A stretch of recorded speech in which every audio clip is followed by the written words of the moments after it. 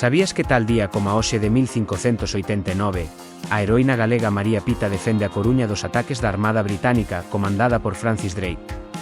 Conmemórase a súa memoria coa praza do Concello na Coruña e unha estatua na mesma.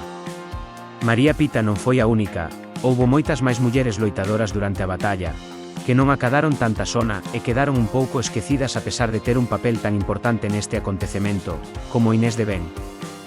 Inés transportaba sacos de area e pedra para conter as tropas, cando recibiu 2 disparos, un na cabeza e outro na coxa. Quedou parcialmente cega, a tenda que rexentaba desfeita, viúva e con 2 fillos ao seu cargo.